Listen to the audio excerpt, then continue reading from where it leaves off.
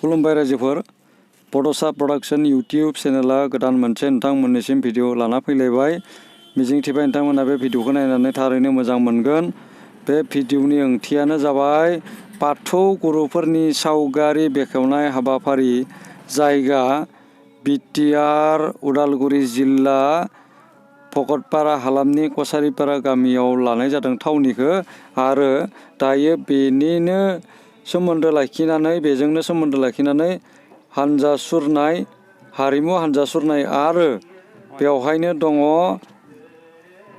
दुलाराय बाथौ गौथुमनि आफादगिरि गोदानै मासि मोननाय डक्टर लीलाधर ब्रह्म सारनि न'सिम थांगासिनो दं। बिथांखौ बरायना लाबोगोन आरो बिथांजों आरो साब्रै साबासो आरो आलासि दंबावो लिंहरना हांख्रायनानै लाबोजानाय। बे गारियावनो दैखांनो थाखाय बे गारिखौ लाना फैदों नैया।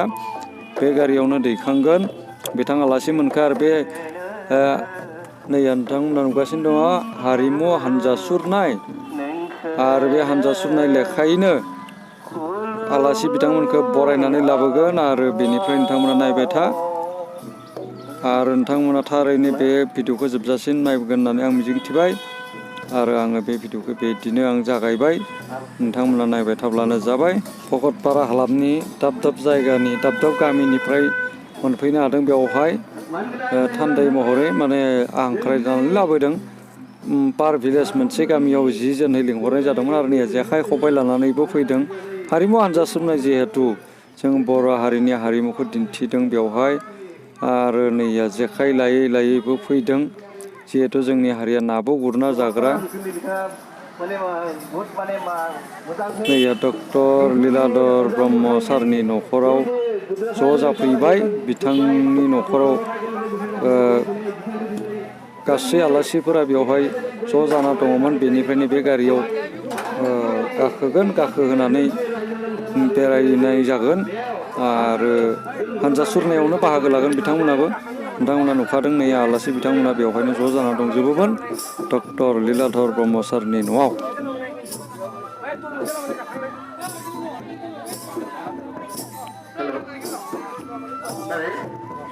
जोंहा दुलाराय बाथौ गौथुमनि गोदानै सायख'जानाय जोंनि भकतपारा हालामनिनो मानगोनां डक्टर लीलाधर ब्रह्म सार, नै बिथांखौ दिनै जोंहा भकतपारा दुलाराय बाथौ गौथुम आफादा बरायनाय हाबाफारि लादों। ओंखायनो गासै मानगोनां आफादगिरिखौ बरायनाय हाबाफारियाव सिरिबाङै बाहागो लानो थाखाय गुरै खावलायनाय जाबाय।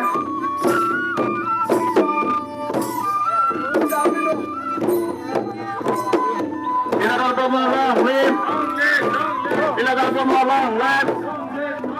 लीलाधर ब्रह्म लीलाधर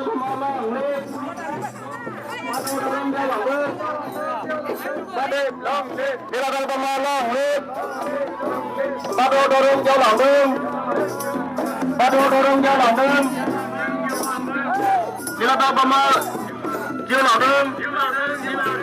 डक्टर लीलाधर ब्रह्म जिउ लादों। डक्टर लीलाधर ब्रह्म जिउ लादों।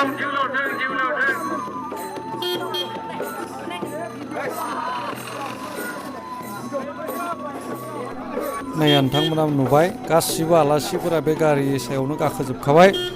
बेवहायनो गासैखौबो दिखांनानै बे बाथौ धोरोम हानजा सुरनाय बेवहाय बाहागो लाबाय बिथांमोनाबो। आरो भकतपारा मोदैबुरि दख्रा बाथौ थानसालियाव लाना थांगासिनो दं। गासैबो बेवहायनो थांगोन। दा नोंथांमोना नायबाय थाब्लानो जाबाय। नैया डक्टर लीलाधर ब्रह्म सारनि न'निफ्राय फैयै फैयै जोंनि कसारिपारा गामिनि लांगोनामोन बेयो। नाथाय बे कसारिपारा गामियाव दा हाबथ'वा। दा बेयो भकतपारा मोदैबुरि दख्रा बाथौ थानसालियाव थांनाय जागोन थोंजोङै। नोंथांमोना नायबाय थाब्ला नुगोन। दा नैया बे जाबाय भकतपारानि सारियालि जायगा। सानजाहा थाङोब्ला खारपेटियाखौ मोनगोन। जोंनि ओजों थाङोब्ला टांनि सारियालि हाइवेखौ मोनगोन। थांब्ला आरो मोखांजों थाङोब्ला कालाइगावखौ मोनगोन। आरो बै गारियावनो दंजोबो गासैबो दिनैनि लेंहरनानै लाबोजानाय, हांख्रायनानै लाबोजानाय आलासिफोरा बे गारियावनो दंजोबो।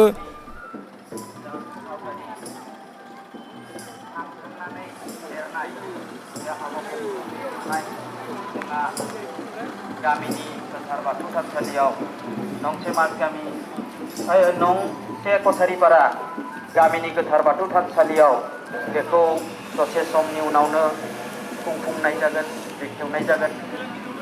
आरो बेनि सिगांग्रोनो जोङो दा बावैसो आफादगिरि मासिखौ मोननो हानाय दुलाराय बाथौ गौथुमनि आफादगिरि डक्टर लीलाधर ब्रह्मखौ जोङो नखरनि लांगोनानिफ्राय बरायनानै लाबोगासिनो दङ। गासैबो हालामनि बाथौ सिबियारि आरो रायजो राजा ज' जानानै जोङो बिथांनि जा गोग्गानाय बिबान लाबोनो हानाय बेखौ जोङो बे हानजा सुरनायनि गेजेरजों रायजो राजानो फोरमायदों। गुबुन गुबुन धोरोमनि गुबुन गुबुन जायगानि रायजो राजा बिथांमोननो जोङो फोरमायदों।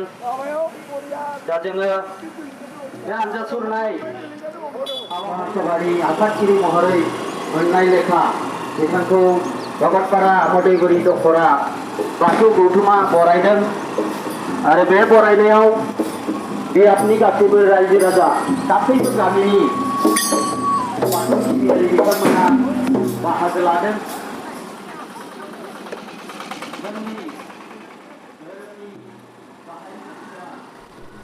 बेनो जोंनि भगतपारा बिटिआरनि उदालगुरि जिल्लानि भगतपारा मेन सकआ बेनो।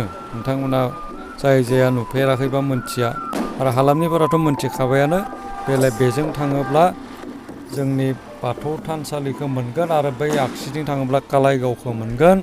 आरो जों दा बै बाथौ थानसालिसिम थांगासिनो दं। गासिबो हानजा सुरनायाव बाहागो लानाय गासिबो सुबुंफोरा बेवहाय थांगोन। नोंथांमोना नुगासिनो दङ। बे जाबाय मेन भगतपारा सक।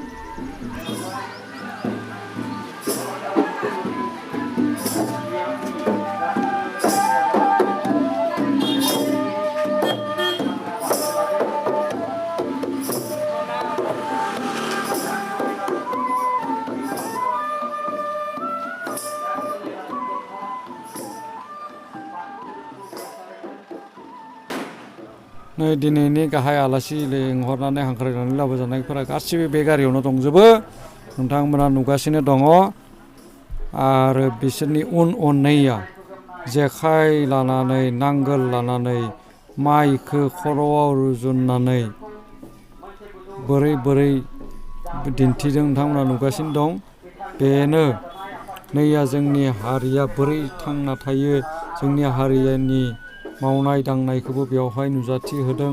नांगोल लाना बेरायदों। जिहेथु ना गुरनाबो जाग्रा हारि जोङो ना गुरना जानायखाय जेखाइखौ लानानै थांदों। आरो दा फैयै फैयै नैया सिफुं दामनानै भगतपारा दखरा बाथौ थानसालिनि दङ जोबोर समायना फोथाराव गासिबो थुबुर जाफैबाय। आलासि बिथांमोनाबो दङ बेवहायनो। बेवहाय आलारि बाथि लगायनानै थांफिनगोन। आरो बे बाथौ थानसालिखौ दिन्थिनाय जादों। गासिबो आलासिफोरा ओंखारजोब्बाय आरो जोंनि हारिमु हान्जायानैया दामनाय देनाय दामगासिनो दङ सिफुं खाम। आरो नोंथांमोननो स्पेसियेलि आं बुंनायखौ मोजां जागोन। बेवहाय हिन्जावसाया सिफुं सुगासिनो दं आरो खामबो दामो। नाथाय आं खाम दामनायखौ एसे आगोलाव दिन्थिदोंमोन। नाथाय आं रोखायै दिन्थियाखैब्लाबो एबार खेबसेयाव दिन्थिबाय नैया। बिथाङा तेतलि भाङुरिनि सिफुं सुगासिनो दं। जोबोर समायना। नोंथांमोननि सेराव आङो सिफुं सुनायखौ दिन्थिनो हाबाय। हिन्जावसा आरो खाम दामनायखौबो दिन्थिगोन। बेवहाय जोङो भगतपारा मोदैगुरि दखरा बाथौ थानसालिनि गेवलां फोथाराव नैया हारिमु हानजा सुरनायनि उनाव बे बाथौ थानसालियाव आलासिफोरखौ लाना फैनाय जादों। जिहेथु बेवहाय गासैबो थुबुर जाफैबाय। आरो बेयावनो बेनि गेजेरावनो बे मोनसे दामदों। नोंथांमोना नुगासिनो दङ नैया जोबोर समायना जोबोर मोजां रिंदों सिफुंनि देंखो।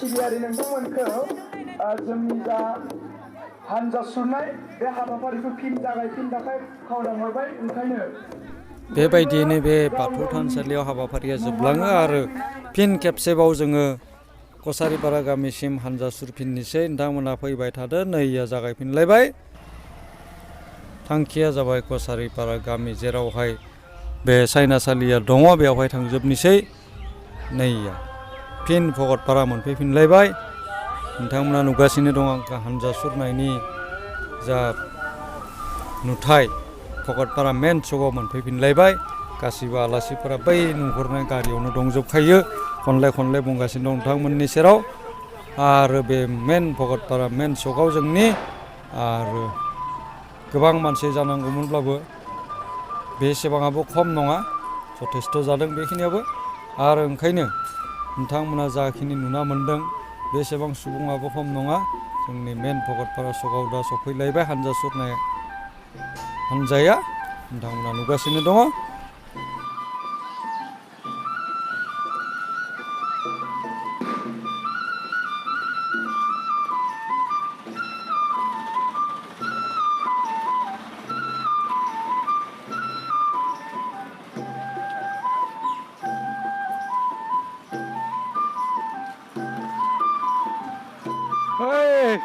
गरम मोनाखै भाई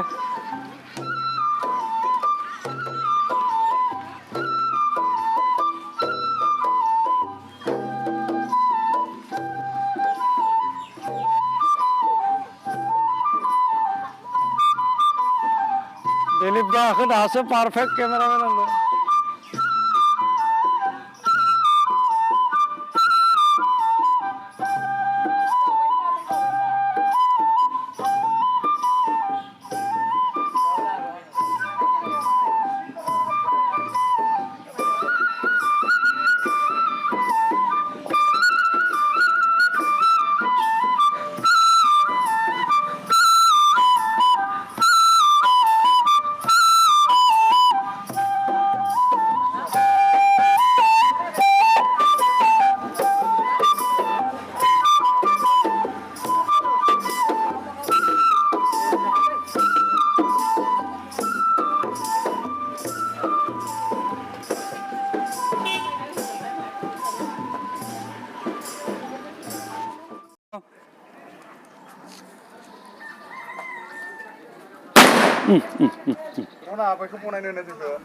नै राजा बर'आ बम गावगासिनो दङ फैयै आं कसारिपारा गामियाव हाबफैबाय आरो आलासि बिथांमोनाबो नैया नुहुरदों मोनफैबायानो आरो हानजा सुरनायफोराबो बेयावनो नैया नुहुरजेनबाय हाबनोसै गासिबो थियारि बरायनो थाखाय नोंथांमोना नुगासिनो दं कसारिपारा गामिनि थानसालि लांगोना मोनफैबाय गासिबो हानजा सुरनाय हानजाफोरा नोंथांमोना नुगासिनो दङ नैया मोसाखावरि बिथांमोनखौ आं दिन्थिनो हाग्रोदों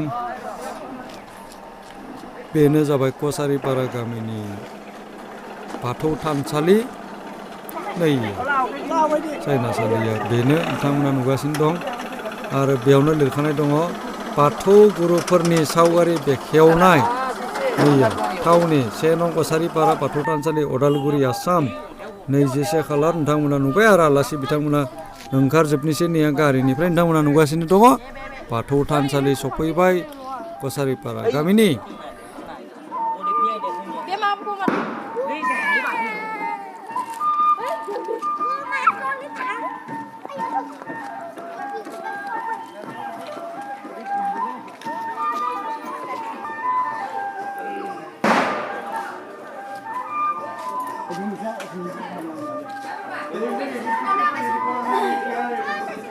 नै आलासि बिथांमोनखौ बरायनो थाखाय थियारि गासिबो नोंथांमोना नुगासिनो दङ कसारिपारा गामिनि बाथौ थानसालिनि लांगोनायाव गासिबो आलासिफोरखौ बरायनो थाखाय थियारि जाजोबना दङ नेना दंखायो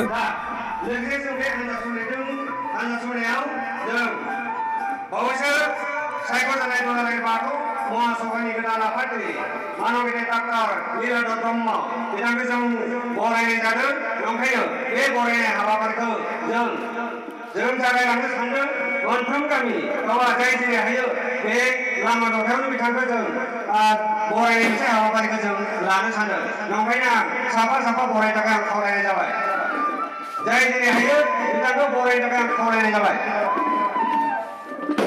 बयखौबो आं रायजो राजा नोंथांमोनखौ बिथां जोंनि गोदानै सायख'जानाय दुलाराय बाथौ महासभानि गोदान आफादगिरि डक्टर लीलाधर ब्रह्म सार बिथांखौ जों बरायनानै हान्जा सुरनायजों लोगोसे जों बयखौबो जों बरायफानो गाव गोसो बायदियै जों बरायनो थाखाय खावलायनाय जादों ओंखायनो बे समावनो जों बयखौबो बरायनो थाखाय आं खावलायदों अराय धोरोम सिबियारि बाथौ धोरोम सिबियारि रायजो राजा नोंथांमोन जोंनि भकतपारा हालामाव गमायनो खाफाल गोनां नगोन देग्लाय बोसोराव जों दुलाराय बाथौ महासभानि जों आफादगिरिखौ जों मोननो हाबाय बे जोंनि भकतपारा मोदिबारि बियाबनि थाखाय मोनसे रंजाथाव रादाब ओंखायनो जों बिथांखौ दिनै हान्जा सुरनायजों लोगोसे जों बरायदों जों जै जेरै हायो बरायनो थाखाय आं खावलायदों बय गामिनिफ्रायबो बरायनो थाखाय आं खावलायदों आरो जाय जेरै हायो बियाबनिफ्राय बरायनो थाखाय आं खावलायदों दौरि हान्जाखौ बरायनो खावलायदों माइनाव हान्जाखौ बरायनो खावलायदों रायजो राजा बिथांमोनखौ बरायनो खावलायदों जाय जेरै हायै बरायनो थाखाय आं बे समाव खावलायनाय जाबाय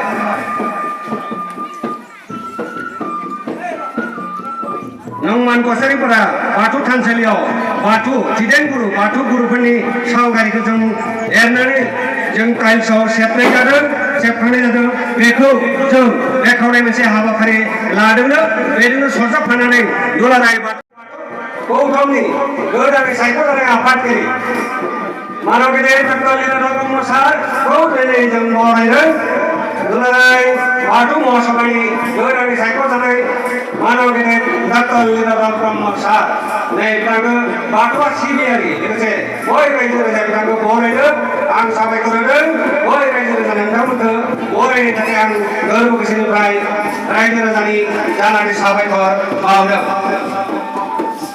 अरायसिम थाखाव रायजो राजा नोंथांमोन नंमान कसारिफोरा बाथौ थानसालियाव जिदाइन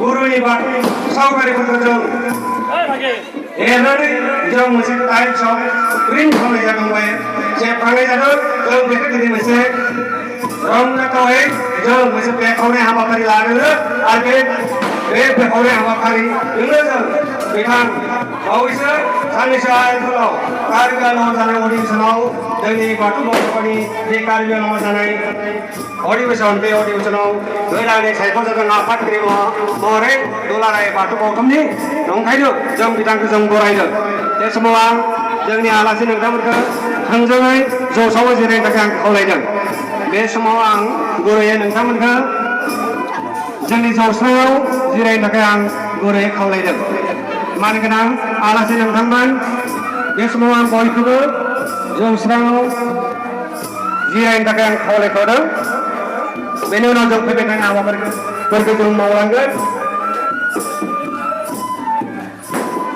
अराय सिबिजाथाव रायजो राजा नोंथांमोन बाथौ सिबियारि रायजो राजा नोंथांमोन बे समाव आं नोंथांमोनखौ फोरमायनो सानदों जोंनि बाथौ धोरोमनि जे जिदाइन गुरुनि बिथांमोननि सावगारिखौ जों एरनानै जों टाइल्सआव सेबनाय जादों आरो बेखौनो जों दिनै बय रायजो राजानो दिन्थिफुंनो थाखाय जों बेखौ जों मोनसे बेखेवनाय हाबाफारि लादोंनो आरो बेजों सरजाबफानानै जों दिनै डक्टर लीलाधर ब्रह्म सारखौ जों बरायनाय मोनसे हाबाफारि लादों दा बे बरायनाय हाबाफारिया जोंहा सोलिबाय थानायानो दा मानगोनां रायजो राजा नोंथांमोन आरो लोगोसे जोंनि गासै दाब गामिनिफ्राय फैनो हानाय रायजो राजा बाथौ सिबियारि नोंथांमोनखौ आं सिरिबाङै जोंनि बे सायना सिङाव जिरायनो थाखाय आं खावलायदों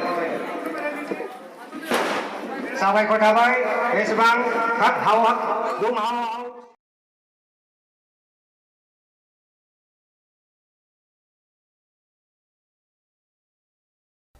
आंनि भिडिअखौ आं बेखिनियावनो दोनथ'नोसै बांद्राय गोलावबा नोंथांमोना नायनो बागोन गुबुन मोनसे खोन्दोआव नायजोबब्लानो जाबाय आरो दा बेवहाय नैया मा मोसानो नागिरदों नुगौमोन आं खोन्थाथ'लिया नोंथांमोना आंनि नैथि एपिसडखौ नायबा नुगोन आरो नोंथांमोना बेबायदिनो जोबजासिम नायनायनि थाखाय गोजोननाय बावहरबाय आरो आं बड'सा प्रडाक्सन इउटुब चेनेलनिफ्राय नोंथांमोनखौबो साबायखर बावहरबाय आसा खालामो नोंथांमोना आंनि बे भिडिअखौ नायना मोजां मोनबाय आरो जायफोरा गोदानै नायगिरि नाथाय आंनि बड'सा प्रडाक्सन इउटुब चेनेलखौ साबस्क्राइब खालामाखै